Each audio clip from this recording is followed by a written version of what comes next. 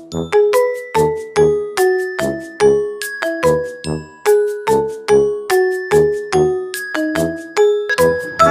আলাইকুম, welcome to my new blog. আশা করি আপনারা সবাই খুব ভালো আছেন, আমিও খুব ভালো আছি।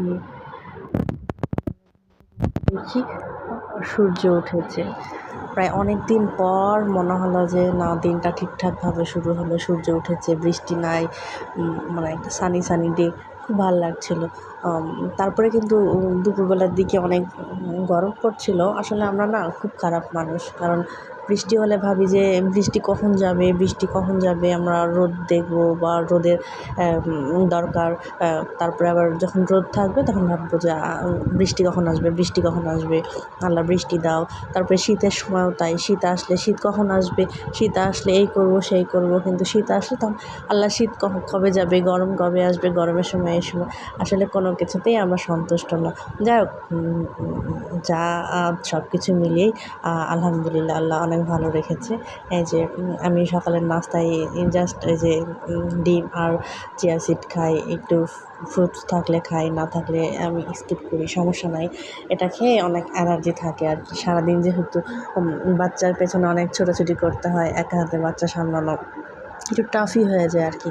তারপরে এই যে আমার ছেলেটা যেহেতু কয়েকদিন থেকে অসুস্থ ছিল, মানে জ্বর সর্দি ঠান্ডা লেগেছিলো, তো সেই অনুযায়ী ও খুব ক্র্যাঙ্কি হয়েছিল। ওই যে ওকে কোলে নিয়ে রান্না করছি, যে কোলে আছে অবশ্য। তারপরে কিন্তু ও ছোটোবেলা থেকে কিন্তু আমি ওকে কোলে নিয়েই রান্না টান্না করতাম, সব কিছু করতাম, অভ্যাস হয়ে গেছে। এখন বড় হয়ে না মানে একটু ও ওই লজ্জা পায় যে আম্মু আমি এখন না বড় হয়ে গিয়েছি, কিন্তু এখন তো ছোট আছে, অসুস্থ, তারপরেও নেচার চেঞ্জ করতে পারছে না, খুব ক্র্যাঙ্কি হয়ে আছে। আম্মু এটা করো না, আম্মু আমার সাথে বসে থাকো, আম্মু আমার সাথে খেলা করো, একা একা না কোনোভাবে থাকতে চাচ্ছে না, সব কিছুতেই একটু প্যান প্যান ক্যান ক্যান করতেছে আর কি।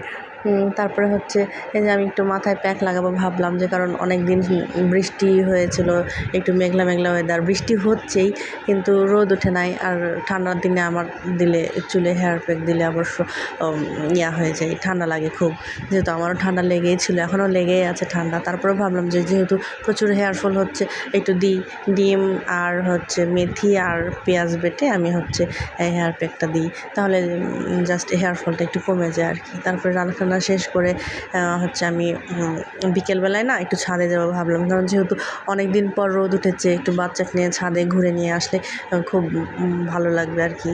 তারপরে দেখলাম যে না, ওয়েদারটা খুব ভালো আছে, খুব এনজয়। আর পুরা রাস্তাটা না, মেন রাস্তা যেহেতু দেখা যায় আমাদের বাসা থেকে, পুরো রাস্তা ব্লক হয়ে আছে, যে কিসের একটা আন্দোলন চলছে সে কারণে। দেখলাম যে না, খুব ভালোই বাতাস টাতাস হচ্ছে। আর একটা গাছ দেখলাম, ওই আম গাছের বয়স নাকি 45 বছর থেকে 50 বছর এরকম। তো আমি দেখে অবাক হলাম যে গাছটা আসলে দেখে বুড়া লাগছে, এই যে গাছটা। আর আমগুলো কি ছোট ছোট আম, পাকেনি অবশ্য, কিন্তু কাঁচাই আছে, অনেক একটা ছোটোখাটো গাছ, ভালোই লাগছে। গাছটা কীভাবে বানালো তা জানি না, তো অনেক গাছ আমাদের ছাদে। তারপর একটা করমচার গাছ দেখলাম, ছোটো ছোটো করমচা ধরে আছে, ভালোই লাগছে। আমি যেহেতু করমচা খুব পছন্দ করি না, এজন্য ছিঁড়ি নাই, আর আমি টেস্টও করি নাই যে কী অবস্থা, না মানে পেকেছে কি না, কাঁচা আছে। যাই হোক, দিয়ে হচ্ছে ছাদে একটু সময় কাটালাম, বাচ্চা একটু খুব খেললো পাশের,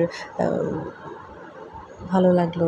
তারপরে এই যে এখনও ঠান্ডা লেগে আছে, গলা বসে গেছে, কথা বলতে বলতে কথা আটকে যাচ্ছে মনে হচ্ছে, কারণ সর্দি লাগছে, তারপরে গলা ব্যথা, গলা বসে গেছে, সব মিলে একটা মানে একটু সিকনেস কাজ করছে। ঠিক হতে সময় লাগবে।